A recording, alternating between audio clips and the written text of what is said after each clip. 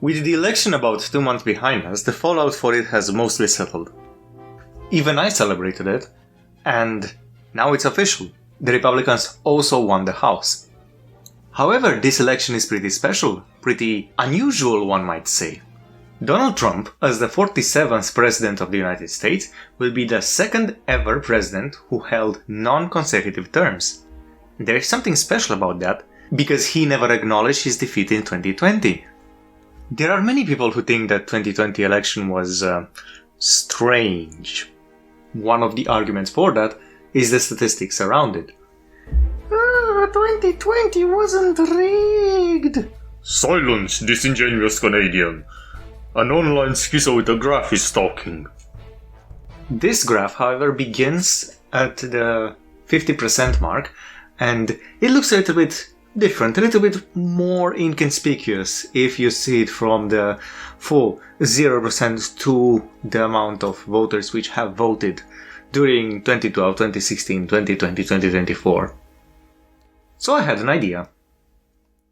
I will look through all the elections happening from the year 1900 up to today to see how anomalous, how different from the rest these ones are.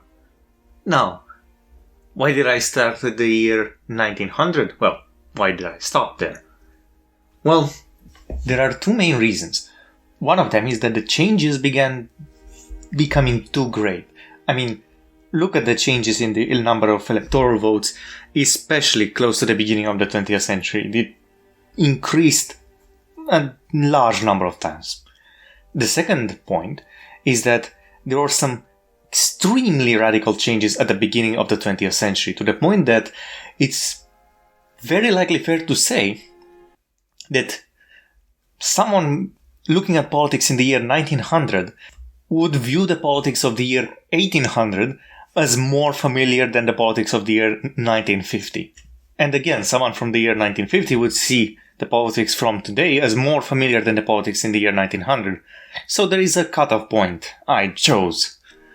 It's also great that it's over 100 years, so I can put it in the video title. What's obvious at first is that the population increases with each year, so the number of voters per election increases usually, meaning that the simple statistics of the popular vote would not be enough to figure out if anything is out of the ordinary. So I found statistics on the voter turnout, and I used interpolation to see the adjusted number of voters per population size. And this is what I'll be using in the background in the following minutes. I also looked at what else can I figure out about this data from the observation of the statistics. And I did find at least 3 things which are noteworthy, which I'll go over during this video. But let's start with the elections. However, since we're going over several dozen elections and over 100 years of history, even the most brief of descriptions would still take me around 10 minutes. So if you want to skip that much, you are free to do so, except maybe you would want to see these elections presented in the normal style. Anyway, the choice is up to you. In 2024, at over 76 million voters in the popular vote and with 312 electoral votes, our winner, representing the Republicans, Donald J. Trump. His contender on the Democratic side has been Kamala Harris, stacking up 73 million votes and 226 electoral. In 2020, the winner was the Democrat, Joseph Biden, at 81 million votes and 306 electoral votes. He beat Donald Trump, which got 74 million in the popular vote and 232 electoral votes. The 45th president has been Donald Trump again, who won for the Republicans with 62 million, nearly 63 in the popular vote and 304 electoral votes, who beat Hillary Clinton from the Democratic Party with 227 votes for electoral and 65 million for the popular vote. In 2012, Barack Obama won his second term as Democratic representative with 332 electoral votes and 65 million, nearly 66, in the popular vote, who beat Mitt Romney on the Republican side with 206 electoral votes and 60 million, nearly 61, in the popular vote. Obama's first term in office began in 2008 when he won with 365 electoral votes and 69 million popular votes. He beat John McCain, the Republican, who got 173 electoral votes and 59 million, nearly 60 popular votes. In 2004, the victory belonged to George W. Bush, who got 286 electoral votes and 62 million popular votes, one of the closer elections when looking backward. He beat John F. Kerry, the Democrat, who got 251 electoral votes and 59 million popular votes. In the year 2000, George W. Bush won his first presidency with 271 electoral votes and 50 million popular votes against Al Gore, the Democratic candidate, with 266 electoral votes and nearly the closest to 51 million than any other candidates, with just 103 more votes he would have gotten, 51 million. The 40th president of the United States has been... You'll have to excuse me, it's Bill Clinton. It's just with the naming convention I have in my notes, I did not expect it to be William, even though I know that William is usually shortened to Bill. Anyway, he won with 379 electoral votes and 47 million popular votes. He beat, from the Republicans, Robert Dole with 159 electoral votes and 39 million popular votes. He was the 40th president of the United States. In the 1992 election, Clinton won for the first time with 370 electoral votes and 44 million, nearly 45 popular votes. He beat George Bush Sr., who was the incumbent on the Republican side, and got 168 electoral votes and 39 million popular votes. In 1998, the victory belonged to the Republicans, which got George Bush with 426 electoral votes and 48 million popular votes, so his fall was quite significant. He beat Michael S. Dukakis from the Democratic Party, who got 111 electoral votes and 41 million popular votes. In 1994, we have Ronald Reagan's incumbent victory when he got 525 electoral votes with 54 million popular votes, one of the highest on records. He beat Walter Mondale, which got 13 electoral votes and 37 million popular votes. In the 1980 election, we have Ronald Reagan's first term when he won with 489 electoral votes and 43 million, nearly 44, popular votes. He beat the incumbent Jimmy Carter, who got 49 electoral votes and 35 million popular votes. Jimmy Carter has been the 35th president of the United States, which in the 1976 election got 297 electoral votes and 40 million popular votes. He beat the incumbent Gerald R. Ford, which got 240 electoral votes and 39 million popular votes. Now, I did mention Gerald Ford as an incumbent. However, he has not been elected. This is because the previous presidency belonged to Richard Nixon, who, at the end of his second term, got in a bit of a famous controversy. He won, however, in 1972 with 520 electoral votes and 46 million popular votes. He beat George McGovern, who got 17 electoral votes and 28 million, nearly 29 popular votes. Unfortunate name to Mr. McGovern because he never got to govern the whole state. In 1968, Richard Nixon won his first term with 301 electoral votes and 31 million popular votes, which makes you wonder if he didn't go with his controversy, given this increase in popularity until his second term, if he had gotten remembered as one of the best presidents. Anyway, he beat Hubert H. Humphrey, the Democrat, which got 191 electoral votes and 30 million, nearly 31 popular votes.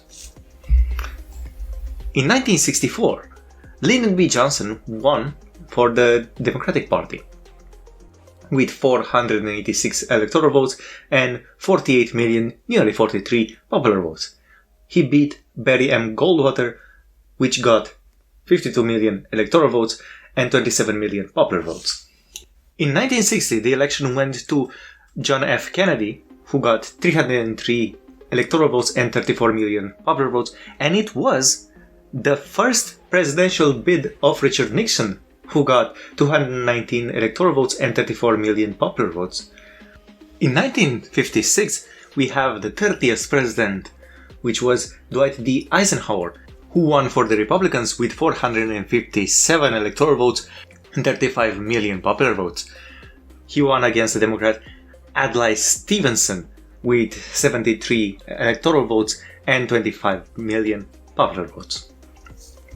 In 1952, Eisenhower won again with 442 electoral votes and 33 million popular votes, again against Adlai Stevenson, which got 89 million electoral votes and 27 million popular votes. In 1948, Harry S. Truman was the incumbent, which won the election for the Democrats with 303 electoral votes and 24 million popular votes. He won against Thomas E. Dewey, the Republican, which got 189 and 21 million, nearly 22 popular votes. Now, Truman is one of the cases which we've already gone, that they were vice president when they got into office, because for the previous 4 elections, Franklin D. Roosevelt won the election for the Democrat Party. Roosevelt was so significant that his election made the 22nd Amendment to be signed, which limited presidential terms, which would be rather surprising, but we'll discuss that a little bit later. He won in 1944 with 432 electoral votes and 25 million popular votes against Thomas E. Dewey with 99 million electoral votes and 20 million popular votes. In 1940, with 449 electoral votes and 27 million popular votes against against Wendell L. Willkie with 82 million electoral votes and 22 million popular votes. In 1936, when he became the 25th president with 523 electoral votes and 27 million popular votes against Alfred M. Landon, which got merely 8 electoral votes and 16 million popular votes, and his first term in 1932 with 472 electoral votes and 22 million, nearly 23 popular votes against Herbert C. Hoover, which got 59 electoral votes and 15 million popular votes. Herbert C. Hoover, however, was the incumbent at the time because he won in 1928 with 444 electoral votes and 21 million popular votes. He won against Alfred E. Smith, which got 87 electoral votes and 15 million popular votes. And it's quite a shame because at the end of the 1920s, we know that there has been a big recession. And a poor economy is usually a very, very good indicator of who will be the next president. In 1924, we have Calvin Coolidge, which was the incumbent, which won this election as well, with 382 electoral votes and 15 million popular votes, against John W. Davis, which got 136 electoral votes and 8 million popular votes. Coolidge got in office as a vice president after Warren G. Harding won for the Republicans with 404 electoral votes and 16 million popular votes. He won against James M. Cox with 127 electoral votes and 9 million popular votes. These numbers begin to be really small for the modern audience. One of the reasons why I said that these elections are going to become increasingly unfamiliar for the voters of today. The 20th president of the United States was Woodrow Wilson which won in 1916 with 277 electoral votes and 9 million popular votes, against Charles E. Hughes, a Republican which got 254 electoral votes and 8 million popular votes. Woodrow Wilson won his first term as well in 1912 with 435 electoral votes and 6 million popular votes, against William H. Taft, which was the incumbent, the 1912 election was a little bit special because it was the one in which the third party got the biggest share of the electoral votes which has ever been. William H. Taft was the incumbent, which got only 8 electoral votes and 3 million popular votes, but the independent candidate, which was Theodore Roosevelt, which campaigned for the Progressive Party, got 88 million electoral votes and 4 million popular votes. Obviously, not even combined would they have won the election, but it stands out a bit. In 1908, William H. Taft, because there were 2 Williams. One for the Republicans with 321 electoral votes and 7 million popular votes, against William J. Bryan, which got 162 electoral votes and 6.4 million popular votes. In 1904, we have Theodore Roosevelt, which candidated for the Republican Party with 336 electoral votes and 7 million popular votes, against Alton B. Parker, which got 140 electoral votes and 5 million popular votes. Our final year is 1900 exactly, where William McKinley won for the Republicans with 292 electoral votes and 7 million popular votes, against William J. Bryan with 155 electoral votes and 6 million popular votes. However, since the president before them was number 15, I will indulge the curiosity of the ones which would have asked and say that the 15th president of the United States was William McKinley. Now that going through the election is over, I think it's time for a little intermission. As you know, my channel is axed around series. Each series I try to make on a different kind of subject, so that my subscribers know which kind of content to expect from each of them. In here I'm trying to do more variety content, things which relate to current events or something which simply doesn't fit in the other series. My main series is Lessons in Political Maturity, out of which I release several episodes, and as time progresses I will release more episodes of my other series. Currently I have just one barely started with a teaser, which is Which Way Modern Man, so modern with an M. That is mainly a series about the kind of relations we can engage in and we tend towards in a technological and managerial setting, which I intend to make a collaboration live, but currently the details on that are a little fuzzy. I want to wait a little bit more with more videos in Lessons in Political Maturity, and maybe it will be something I will make after I hit 1000 subscribers. So please, if you like this video so far, like, subscribe, and share it with others. My conclusions on these statistics I'll begin shortly, but I want to specify the thing about Franklin Roosevelt from earlier. Out of all people, it amazes me quite significantly the fact that he was the one because of which term limits were passed, because this is what the 22nd Amendment covers. Think about it. If someone told you that a republic, deciding on which president it wants to have, put a limit on the number of terms that the president can hold, what do you expect the circumstances of that to be? Take a moment, pause the video, and think about it. Maybe even leave a comment. Here's what I'm thinking about it. If someone won multiple elections and at some point the legislature was passed to not allow someone to have that many elections in a row, you would expect it to have been at someone who it was slightly controversial, who felt like he won a little bit too many terms because all the races were so close. Would you not think so? Well, look at Franklin Roosevelt's terms. In all of them, he was very popular, especially from the measure of the electoral votes that the United States measures by. The maps of the elections in which Roosevelt was seated, they are all almost entirely blue, to a much higher degree than in other elections. So you expect that he wouldn't have been the cause for this term limit.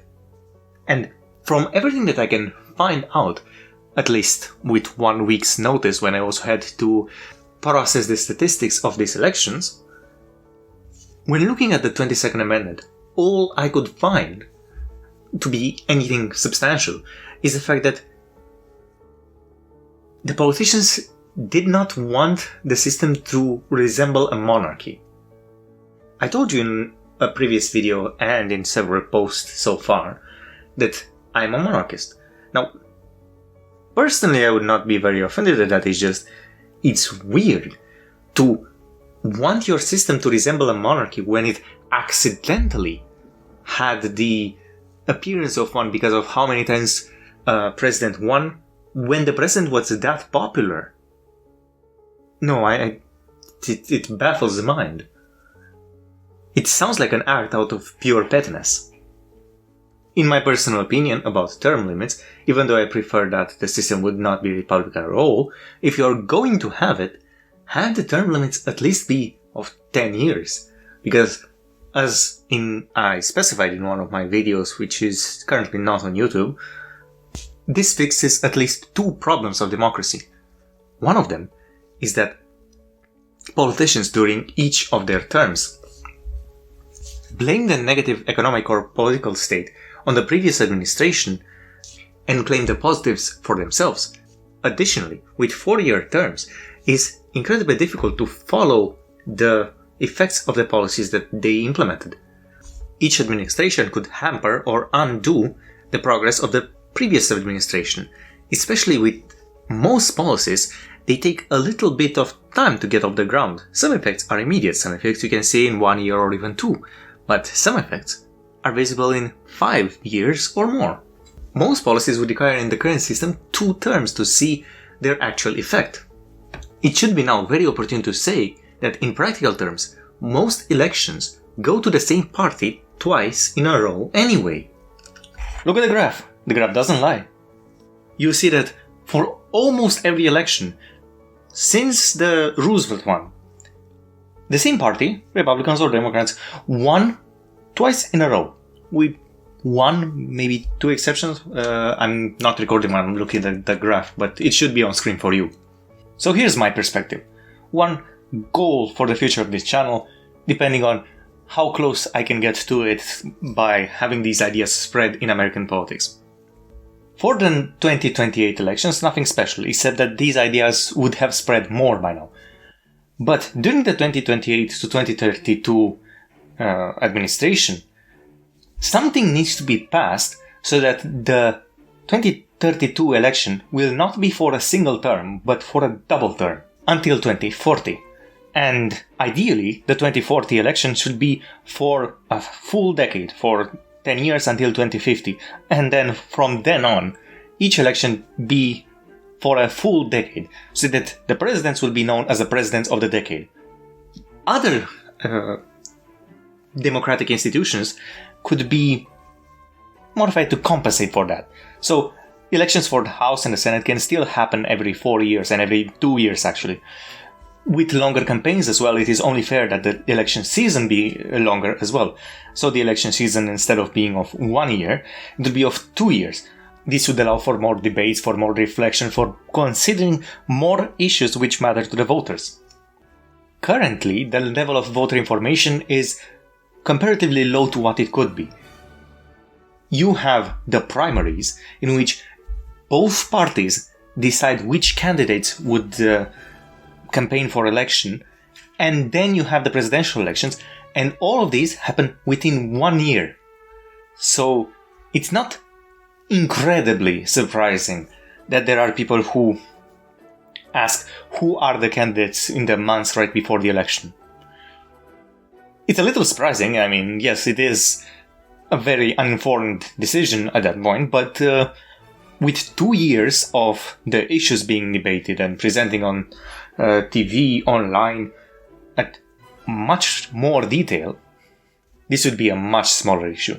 If you want, with the presidents being in charge for 8 years for the first extended election and for the 10 years in the elections after, you could have the system be made in such a way in which key positions could be also elected to have some members of the opposite party, like having some cabinets, preferably those which were less effective or with lesser public approval, to have elections for those positions. It is early to tell, but such procedures could be found if you really wanted them. Now that you heard some of my analysis, I would like to make a second intermission, in which I will tell you that my previous video has been also on the election. It was an hour long. It's something which I would class as a long video. Thankfully, it's overperforming, though at this point, a little bit compared to what my analytics say is my channel average. Now I would like to know what you think of these longer videos of over 40 minutes.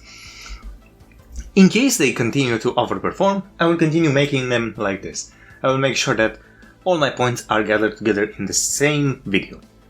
However, if I see that my longer videos don't overperform or just barely perform around average, I'm afraid the long videos will be quite split in parts by the time they're released. It's a pretty simple deal, isn't it? Anyway, let's get back to the statistics.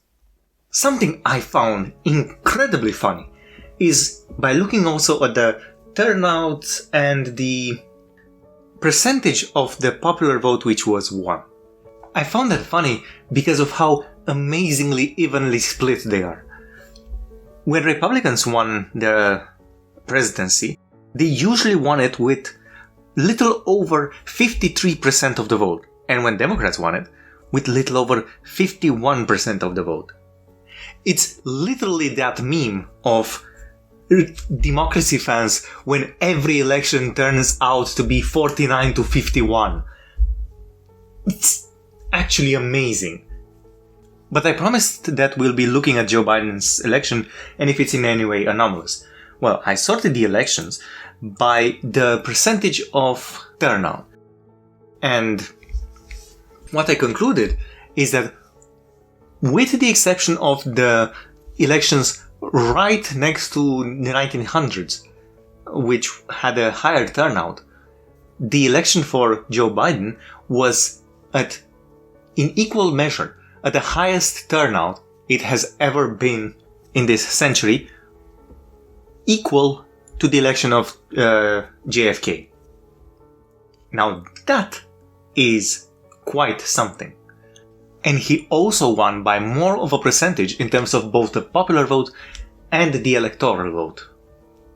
This stands out a little.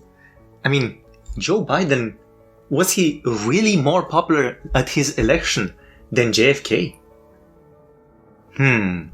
It's definitely anomalous. Now, I also had a point initially that has since become false, because when the votes were called and the presidency was finished for 2024, Trump won the popular vote with less votes than when he lost the previous election. He has since surpassed that number, but it's still true at the time of the calling of the election. In the future, this will not be known, however. Had he remained with 71, 72, 73 million votes as when the vote was called, then that would have added to the anomaly of 2020. Something I found pretty funny though, is that Trump, in his newest campaign, won the popular vote with more of a percentage during a higher turnout than both of Obama's presidencies.